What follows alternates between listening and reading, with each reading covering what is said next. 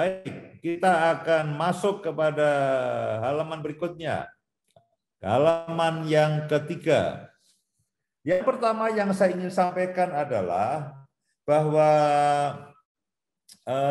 pernikahan itu merupakan ide daripada Allah. Ide awal atau ide daripada Allah. Nah, di dalam Kejadian pasal yang pertama, ayat yang ke-27 dikatakan, maka Allah menciptakan manusia menurut gambarnya, menurut gambar Allah diciptakannya dia, laki-laki dan perempuan diciptakannya mereka. Dan kita semua tahu ini adalah cikal bakal daripada suami istri.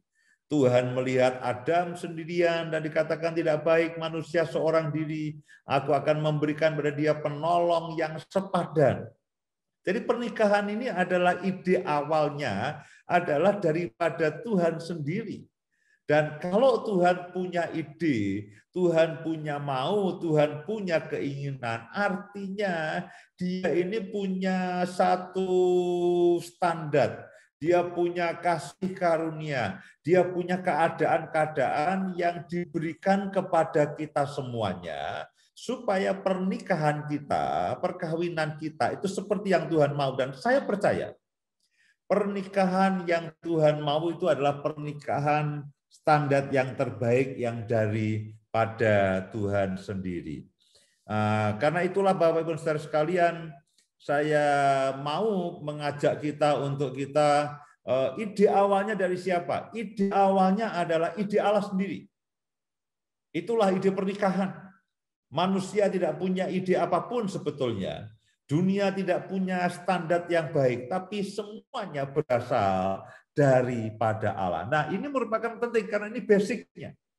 Ini basicnya. Nanti kita semua tahu bahwa karena ide awalnya daripada Allah, Tuhan juga yang memberi tujuan. Ya. Tuhan juga yang memberkati. Ya. Tuhan juga yang mengatur segala sesuatunya. Dan kalau saya dan Bapak Ibu sekalian, itu berjalan sesuai dengan rule, sesuai dengan aturan, sesuai dengan petunjuk yang Tuhan berikan, itu semuanya akan berjalan dengan baik.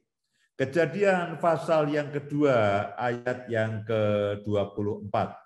Sebab itu seorang laki-laki akan meninggalkan ayahnya dan ibunya dan bersatu dengan istrinya, sehingga keduanya menjadi satu daging. Bapak Ibu perhatikan dikatakan bahwa sebab itu seorang laki-laki akan meninggalkan ayahnya dan ibunya dan bersatu dengan istrinya sehingga keduanya menjadi satu daging. Itulah keluarga. Itulah keluarga. Saya bayangkan ya kalau zaman sekarang itu orang menikahkan anaknya. Nah, Tuhan itu sedang menikahkan anak-anaknya. Laki-laki dan perempuan mereka akan bersatu dan menjadi satu daging. Saya bayangkan bahwa Tuhan itu sedang merayakan pernikahan anak-anaknya. Dan saya percaya, saudaraku, Tuhan sangat bergairah, Tuhan sangat antusias dengan setiap keluarga yang Bapak Ibu sekarang ini jalani. Karena itu semangat. Jangan menjadi, katakanlah, Pak, kami ada banyak masalah, kami ada banyak persoalan, saya bosan berkeluarga, saya sudah putus asa dengan istri saya sudah putus asa dengan suami saya. Jangan saudaraku. Karena semuanya itu ide awalnya adalah dari Tuhan. Tuhan yang mau. Tuhan yang punya karep. Tuhan yang punya keinginan. Dan di dalam Kejadian pasal yang kedua, ayat yang ke-24 dikatakan, oh Tuhan sepertinya merayakan itu. Mereka akan meninggalkan ayah ibunya dan bersatu dan menjadi satu daging. Saya bayangkan Tuhan itu bahagia, Tuhan itu bersukacita karena pernikahan anak-anaknya. Saya belum pernah mantu, ya. Jika Tuhan mengendaki semuanya lancar tahun depan awal, saya akan mantu. Dan saya sudah tidak sabar rasanya. Nah, baik Bapak Ibu sekalian, kita lanjutkan pada bagian yang berikutnya. Kalau Tuhan sudah memberikan ide awal, Tuhan juga memberikan tujuan awal. Tuhan memberikan tujuan awal. Di dalam Kejadian pasal yang pertama, ayat yang ke-26, 27, 28. Ini ayat sungguh ajaib. Ya, saya kalau bicara mengenai keluarga, bicara mengenai pernikahan, semangat saudaraku, semangat sekali. Karena ini adalah hal yang menyenangkan. Ya, jangan sampai kita bosan dengan istri kita bosan dengan suami kita bosan dengan anak-anak kita. Mereka semua menjengkelkan. Tidak. Kita percaya pemulihan demi pemulihan pasti terjadi. Karena suami istri itu adalah gambaran Kristus dan jemaatnya. Gambaran Kristus dan jemaatnya. Saya percaya salah satu hal yang Tuhan akan pulihkan menjelang akhir zaman ini, ketika Dia katakan pemulihan segala sesuatu adalah pemulihan keluarga. Keluarga akan menjadi tempat yang sangat menyenangkan. Keluarga menjadi satu hal yang sangat ajaib. Nah, tujuan awal daripada keluarga ada di dalam Kejadian pasal yang pertama, ayat yang ke-26 dan ke-28. Berfirmanlah Allah, baiklah kita menjadikan manusia menurut gambar dan rupa kita, supaya mereka berkuasa atas ikan di laut, burung di udara, atas ternak, dan atas seluruh bumi, dan atas segala binatang melata yang merayap di bumi ini. Maka Allah menciptakan manusia itu menurut gambarnya. Menurut gambar Allah diciptakannya dia laki-laki, dan perempuan diciptakannya mereka. Yang pertama dikatakan begini, di dalam ayat yang ke-26, supaya kita menjadikan manusia menurut gambar dan rupa kita, supaya mereka berkuasa. Supaya mereka berkuasa. Memang pada waktu itu belum ada yang lainnya. Hanya ada ikan, ada burung, ada ternak, dan semua binatang yang melata. Pada waktu itu belum ada yang lainnya, saudaraku. Belum ada transportasi, belum ada gedung tinggi, belum ada teknologi macam-macam. Pada waktu pernikahan mereka yang pertama ini, pada waktu Adam dan Hawa ini diciptakan, hanya ada ikan, ada burung, ada ternak, ada binatang melata, dan tumbuh-tumbuhan. Alkitab katakan supaya mereka berkuasa. Supaya mereka berkuasa. Nah, standar tujuan ini Tuhan tidak pernah rubah.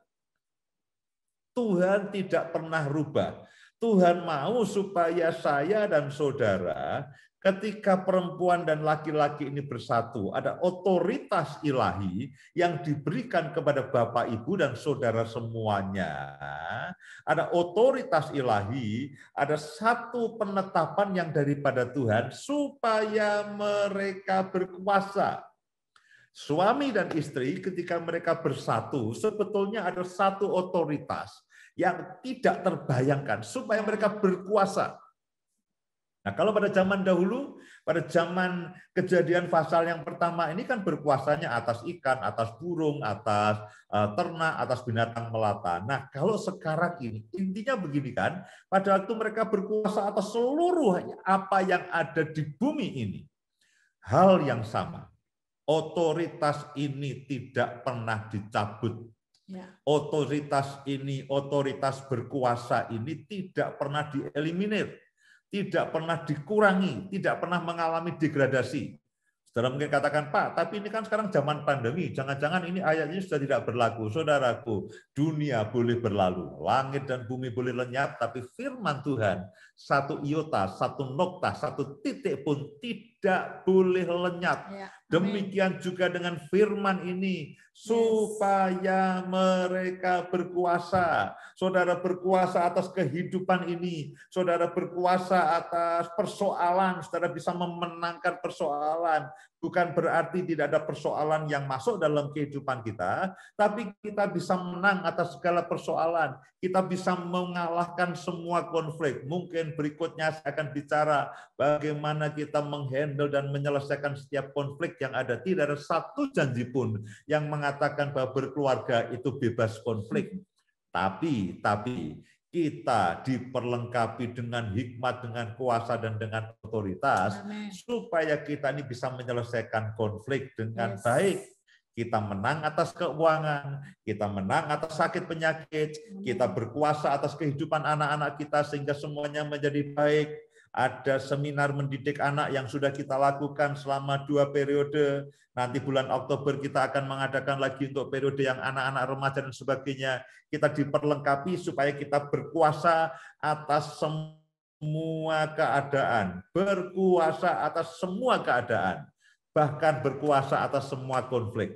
Ya, berikutnya kita nanti akan bicara bagaimana kita menghandle dan menyelesaikan setiap konflik yang mungkin muncul dalam kehidupan kita semuanya. Jadi jangan putus asa. Tuhan mengatakan supaya mereka itu berkuasa. Oh, dikatakan ayat yang ke-28. Allah memberkati mereka. Allah memberkati mereka. Setelah Tuhan itu memberikan satu visi bahwa mereka harus menguasai akan keadaan, dikatakan Tuhan memberkati mereka. Tuhan mengurapi mereka. Tuhan memberikan kemampuan kepada mereka sehingga Bapak, Ibu, Saudara, dan saya ini kita dipenuhi dengan semua yang baik.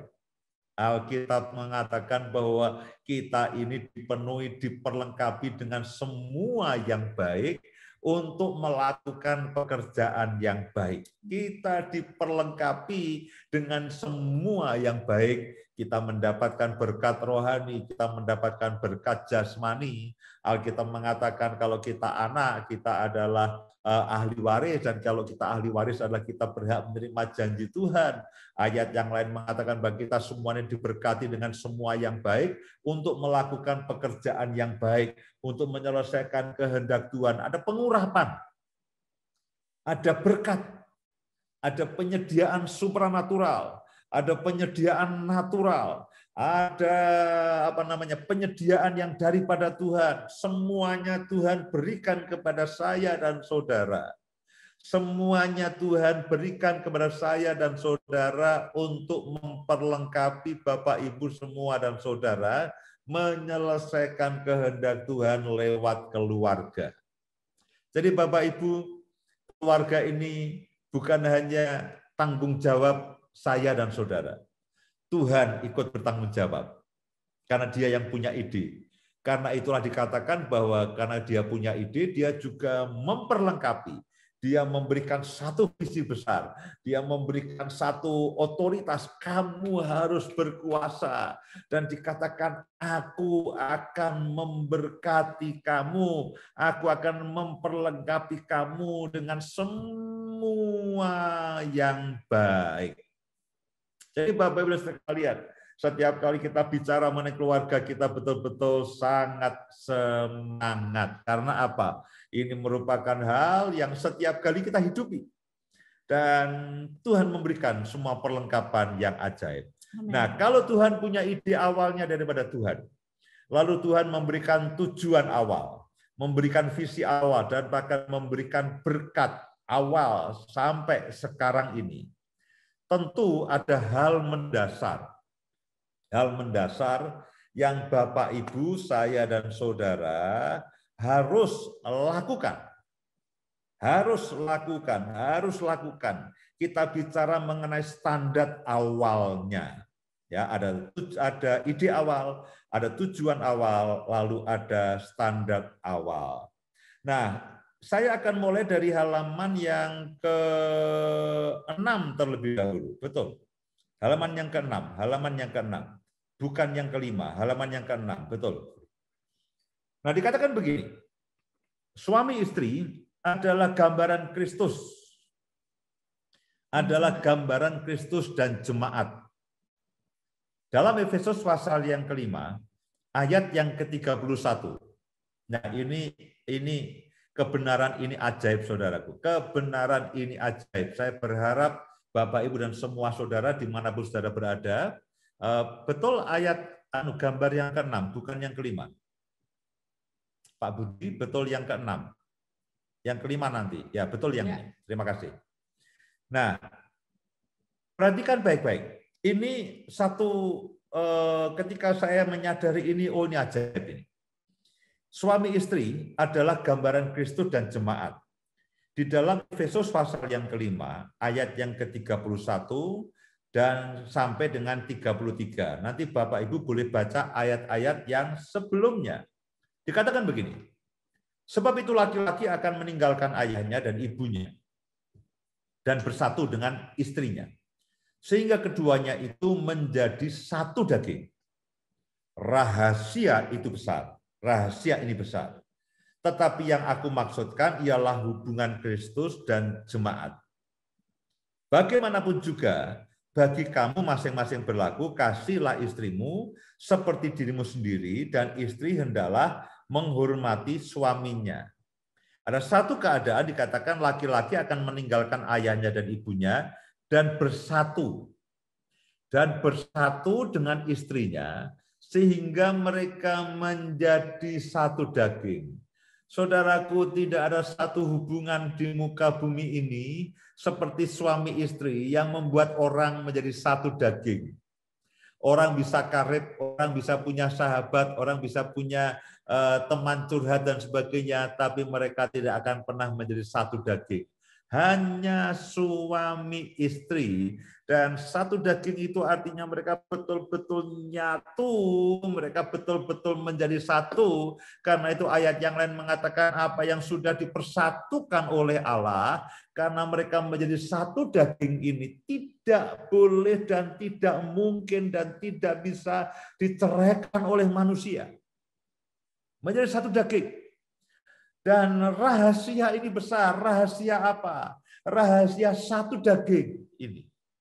Rahasia bagaimana suami, istri, laki-laki, dan perempuan ini menjadi satu daging. Itu rahasia besar, itu rahasia ajaib. Dan ini yang kadang-kadang dilupakan, kadang-kadang tidak disadari seiring dengan waktu, ketika banyaknya konflik dan masalah dan kejengkelan, suami makin jengkel dengan istri, istri makin jengkel dengan suami, lalu mereka mulai renggang. Boro-boro satu daging, pikiran aja berbeda, ya pendapat aja berbeda, perasaan berbeda, sering ribut. Alih-alih satu daging, mereka lebih sering ribut. Antara ribut dan akur, frekuensi dan prosentasenya lebih banyak itu ributnya. Harusnya akan menjadi satu daging, menjadi satu, sehati, sepikir, seperasaan, semuanya menjadi satu. Bagaimana bisa? Alkitab mengatakan rahasia ini besar karena itu menggambarkan hubungan antara Kristus dan jemaat. Nah, Bapak, Ibu, dan Saudara, dikatakan bahwa gereja Tuhan sebagai mempelai perempuan itu menantikan Kristus, menantikan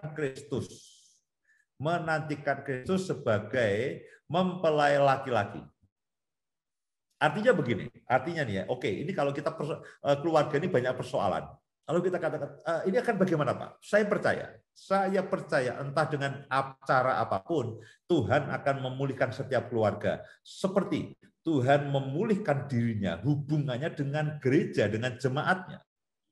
Gereja akan menjadi dewasa, dan Tuhan menjemput akan gerejanya, mempelai laki-laki di dalam perkawinan anak domba, mempelai laki-laki dan mempelai perempuan yang adalah gerejanya, lalu menjadi satu.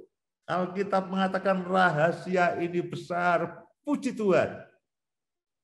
Dan sebetulnya gambaran suami istri itu mencerminkan satu rahasia yang bisa dikatakan rahasia, salah satu rahasia terbesar, yaitu rahasia perkawinan anak domba, mempelai laki-laki Kristus, dan mempelai perempuan jemaatnya. Artinya apa, Bapak Ibu sekalian? Artinya apa? Bahwa bagi Tuhan, yang pertama artinya bagi Tuhan perkawinan Bapak Ibu dan semua saudara, pernikahan suami istri itu penting bagi Tuhan. Amin. Yes. Itu penting bagi Tuhan. Karena laki-laki dan perempuan adalah gambaran Kristus dan jemaatnya. Suami dan istri adalah gambaran Kristus dan jemaatnya. Yang pertama artinya apa, Pak? Artinya adalah itu penting bagi Tuhan. Dan kalau itu penting bagi Tuhan, Tuhan tidak akan lepaskan. Tuhan tidak akan abaikan. Tuhan tidak akan biarkan. Tuhan akan bela. Yang kedua, Tuhan akan bela. Tuhan akan lakukan apapun untuk memulihkan hubungan suami dan istri, untuk memulihkan hubungan keluarga, orang tua dan anak. Karena apa? Keluarga itu gambaran daripada Kristus dan jemaatnya. Bagi Tuhan itu penting. Karena itu mencerminkan. Jadi kalau bagi Tuhan penting, jangan sampai kita menganggap tidak penting. Bagi Tuhan itu penting. Jangan kita menganggap enteng dan menganggap remeh. Bagi Tuhan penting. Nah, kita harus sadar itu. Kita harus sadar, Bapak Ibu sekalian. Kita harus sadar, karena itulah acara ini kita sebut rahasia berkeluarga. Akan ada banyak rahasia-rahasia yang firman-Nya akan menyingkapkan dalam kehidupan kita. Jadi bagi Tuhan penting karena bapak dan ibu, suami dan istri itu adalah gambaran Kristus dan jemaat. Suami tidak boleh menganiaya istri. Istri tidak boleh menganiaya jemaat. Karena Kristus tidak pernah menganiaya jemaatnya. Dan jemaat tidak pernah menolak Kristus. Kita jangan memandang rendah kepada istri kita. Istri jangan menanduk kepada suami. Harusnya tunduk ya Bu Indah ya. Jangan menanduk. Ya karena Kristus dan jemaatnya. Ada kasih.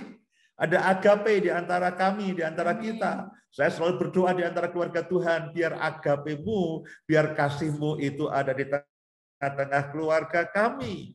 Karena tidak mudah mengasihi istri yang sedang menjengkelkan. Sama, tidak mudah istri mengasihi hormat kepada suami yang menjengkelkan. Itu tidak mudah, saudaraku. Saya tahu itu tidak mudah. Ya, sebelah saudara itu kalau sedang menjengkelkan itu, ya menjengkelkan itu, saudaraku. Tidak mudah. Sejujurnya tidak mudah. Loh, Bapak kan pembicara harmoni, sama lah. Ya, pembicara harmoni kan kalau Kamis malam, tapi hari-hari biasa kita menghadapi realita. Kita perlu agape, kita perlu kasih yang daripada Tuhan. Dan kita harus menyadari bahwa bagi Tuhan suami istri itu penting dan Tuhan akan memberikan pembelaannya yang ajaib dalam kehidupan kita. Nah, itu standar yang pertama. Standar yang kedua yaitu halaman yang ke-7, Pak Budi. Tidak ada perceraian. Halaman yang ke-7, Pak Budi. Bukan yang kelima. Yang kelima nanti terakhir. Maaf, kita akan balik. Halaman yang ke-7 dikatakan Matius pasal yang ke-19 ayat yang ke-6, demikianlah mereka bukan lagi dua, melainkan satu. Karena itu apa yang telah dipersatukan Allah tidak boleh diceraikan manusia. Bapak, Ibu, dan Saudara, ini harus menjadi sebuah platform, menjadi sebuah rumusan, menjadi sebuah komitmen. Sayang, kita boleh punya persoalan, ya, kita boleh punya persoalan, mungkin persoalan tidak akan pernah berhenti, tapi jangan perceraian menjadi sebuah jalan keluar. Ya, kita akan belajar, kita akan merendahkan hati, kita akan saling mengaku dosa, kita akan saling memaafkan, kita akan saling membereskan, tapi jangan pernah jadikan perceraian sebagai sebuah alternatif jalan keluar. Jangan pernah lakukan itu. Jangan pernah lakukan perceraian sebagai sebuah alternatif jalan keluar, karena Tuhan mengatakan tidak bisa. Karena yang mempersatukan saudara dan saya itu bukan hamba Tuhan. Hamba Tuhan memberkati sebagai alatnya Tuhan. Di gereja dalam pemberkatan nikah, hamba Tuhan dipakai oleh Tuhan sebagai untuk menyalurkan otoritasnya, menyalurkan blessing-nya. Tapi sebetulnya yang memberkati adalah Tuhan sendiri, yang mempersatukan itu adalah Allah. Dan kalau Allah yang mempersatukan, Alkitab mengatakan tidak boleh diceraikan oleh manusia. Percaya bahwa dalam keadaan yang paling sulit sekalipun, datang kepada tahta kasih karunia, datang kepada tahta kemurahan Tuhan, datang daripada tahta pertolongan yang daripada Tuhan. Kalau pada malam hari ini ada Bapak Ibu sekalian yang karena rumitnya dan parahnya kehidupan keluarga Bapak Ibu sekalian, lalu Pak, kami sudah mengambil sebuah alternatif kemungkinan kami akan bercerai. Saya katakan Bapak Ibu, datanglah pada tahta kasih karunia. Rendahkanlah dirimu di hadapan Tuhan, lembutkan hatimu di hadapan Tuhan, dan minta Tuhan untuk menolong. Kemudian standar yang berikutnya, halaman yang kelima. Setelah ini Bu Indah akan sampaikan, ya. Setelah ini Bu Indah akan sampaikan satu hal untuk kita semuanya. Halaman yang kelima dikatakan bahwa demikian juga kamu, hai istri-istri, tunduklah. Nah, tunduk itu artinya apa, Bu Indah? Sebutkan. Menyesuaikan diri. Menyesuaikan diri. Ya, sepakat dan menyesuaikan diri dengan keputusan suami. Itu arti kata tunduk. Sepakat, ya, dengan keputusan dan menyesuaikan dan bahkan mendukung. Mendukungnya jangan lupa. Ya. Sepakat, ya, tunduk dan mendukung. Oke, aku sepakat. Itu arti kata tunduk. Ya, Alkitab mengatakan, hai istri-istri, tunduklah kepada suamimu, supaya jika ada di antara mereka yang tidak taat kepada firman, mereka juga tanpa perkataan dimenangkan oleh kelakuan istrinya. Saya garis bawahi, tanpa perkataan. Hai istri-istri, jangan banyak bicara. Jangan banyak bicara. Alkitab mengatakan lebih baik kelakuan. Ya, satu perbuatan itu seperti 1000 kata-kata. Bapak-bapak katakan setuju. Bapak-bapak katakan setuju. 1000 perbuatan itu lebih dari satu perbuatan lebih daripada 1000 kata-kata. Nah, Alkitab mengatakan istri harus tunduk. Itu artinya menyesuaikan diri, sepakat dan mendukung dengan keputusan suami. Pak, tapi suami saya kurang pintar, belajarlah tunduk. Pak, suami saya kok keliru dan sebagainya. Bapak Ibu, ada kuasa dalam kesehatian. Saya percaya kalau ibu-ibu itu menundukkan diri karena taat kepada Tuhan. Perhatikan baik-baik. Karena firman, perhatikan baik-baik. Kalau ibu-ibu itu menundukkan diri kepada suami, meskipun dalam hati mungkin engkau tidak sepenuhnya setuju dan engkau mungkin punya alternatif yang lebih baik, sepertinya kita punya alternatif, ibu-ibu punya alternatif yang lebih baik, tapi kalau ibu-ibu itu Tuhan, aku harus tunduk sesuai dengan firman-Mu. Aku tunduk kepada suamimu karena engkau, saya percaya, ada kasih karunia, ada perlindungan ekstra, ada kuasa, ada blessing tersendiri di dalam penundukan diri. Mungkin satu waktu Bu Indah bisa sampaikan kepada para istri berkat di dalam penundukan diri. Ya, bapak-bapak pasti setuju karena itu yang kita paling nanti-nantikan. Ya. Kemudian ayat yang ke-7. Nah, sekarang untuk pesan bapak-bapak ini standar-standar awal. Standar-standar awal. Demikian juga kamu, hai suami-suami, hiduplah bijaksana dengan istrimu sebagai kaum yang lebih lemah. Hormatilah mereka sebagai teman pewaris dari kasih karunia, yaitu kehidupan, supaya doamu jangan terhalang. Alkitab mengatakan kepada bapak-bapak, ini pesan, hiduplah bijaksana dengan istrimu sebagai kaum yang memang lebih lemah. Ya, sudah lebih lemah, acap kali dibuat kalah-kalahan. Acap kali suami itu menang-menangan, ya itu dulu. Ya, jadi sudah lebih lemah lalu dibuat kalah-kalahan, ya, dibuat kalah-kalahan. Nah, itu tidak baik. Alkitab katakan hormatilah. Hormatilah perasaannya, hormatilah pikirannya, hormatilah apa yang menjadi kesenangannya. Dikatakan bijaksana itu artinya gini, memahami apa yang menjadi kebutuhan istri dan memenuhinya. Amin. Memahami apa yang menjadi kebutuhan istri dan memenuhinya. Amin. Silakan Bu Indah. Bu Indah punya waktu 5 menit. Ya. Mungkin saya hanya akan berbicara sedikit mengingatkan bagaimana kita pada waktu pertama kali kita menikah ya. Tentu setiap kita ketika kita memasuki pernikahan, kita memiliki bayangan-bayangan yang indah, bayangan-bayangan yang akan menyenangkan ya. Setiap kita memasuki pernikahan, kita ada di dalam pemberkatan pernikahan dan kita mengucapkan janji satu dengan yang lain. Tadi saya sempat memfoto satu perjanjian covenant keeper dalam pernikahan, pemegang perjanjian di dalam pernikahan. Suami katakan di hadapan Tuhan dan jemaatnya, saya berjanji bahwa saya mengambil engkau sebagai istriku yang sah dan satu-satunya. Dan saya berjanji akan mengasihi engkau dalam segala keadaan sampai Bapa memanggil pulang ke surga. Istri berkata di hadapan Tuhan dan jemaatnya, saya berjanji bahwa saya menerima engkau sebagai suamiku yang sah dan satu-satunya. Dan saya berjanji akan tunduk dan menghormati engkau dalam segala keadaan sampai Bapa memanggil pulang ke surga. Ingatkah Bapak Ibu Saudara sekalian semuanya, yang saya melihat ada yang baru menikah beberapa bulan, tapi ada juga yang sudah menikah berpuluh tahun. Ingatkah janji kita yang kita ucapkan ketika kita memasuki pernikahan? Ketika kita berjanji, kita bukan hanya berjanji dengan suami kita, suami bukan hanya berjanji dengan istri, tapi ada Yesus, ada Tuhan di dalam perjanjian itu. Dan kita harus memegang perjanjian itu sampai dikatakan sampai Bapa memanggil pulang ke surga.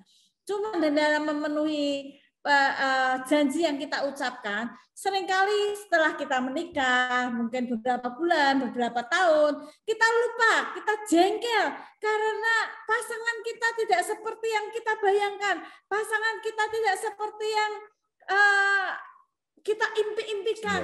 Pada waktu pacaran, pada waktu perkenalan, rasanya luar biasa. Ya, tapi ketika kita memasuki pernikahan, kok jelek banget ya ternyata suamiku, kok jelek banget ya ternyata istriku, kelemahannya sangat banyak.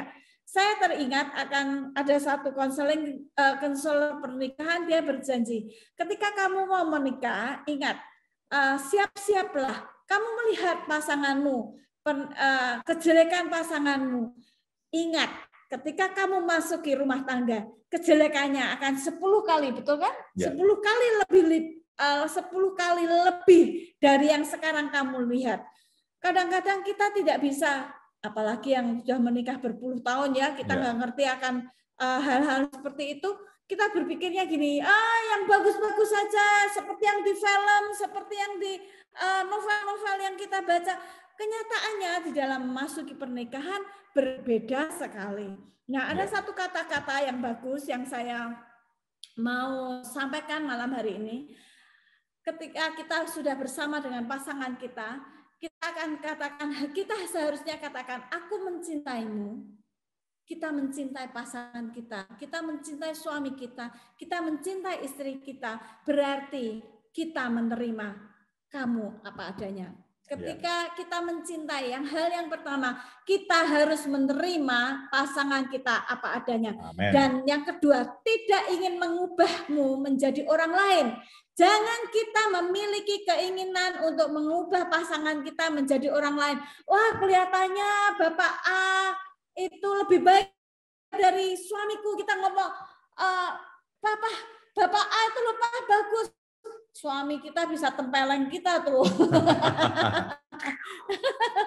Ya, kalau gitu kamu nikah aja sama Bapak A. Itu sangat menyakitkan buat pasangan kita. Atau istri dikatai, ibu itu loh lebih bagus, lebih pintar, lebih rajin, lebih baik. Jangan kita ingin mengubah pasangan kita. Itu hal yang kedua. Artinya juga kita tidak mengharapkan kesempurnaan dari pasangan kita, karena kita harus tahu bahwa kita sendiri tidak sempurna. Itu hal yang ketiga. Aku mencintai di saat-saat kamu baik maupun buruk dan berdiri di sisi pasangan kita. Apapun yang terjadi, di saat suami kita lemah, di saat istri kita buruk, kita mesti berdiri di samping pasangan kita.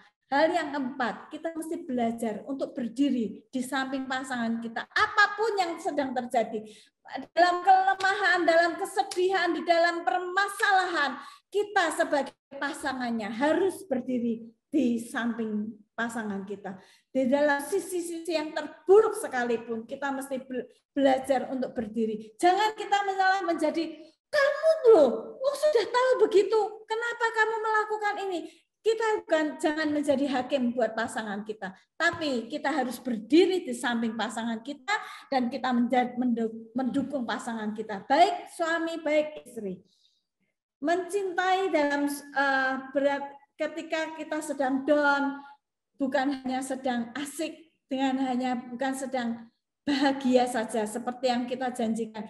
Apapun yang terjadi, kita akan saling mendukung.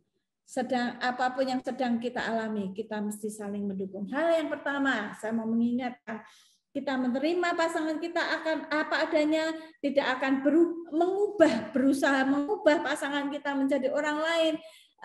Kemudian kita tidak menuntut pasangan kita menjadi orang yang sempurna, karena kita mesti tahu bahwa kita sendiri tidak sempurna. Dan yang keempat, kita harus berdiri di samping pasangan kita, apapun yang sedang dihadapi oleh pasangan kita. Ya, itu aja, Pak. Amin.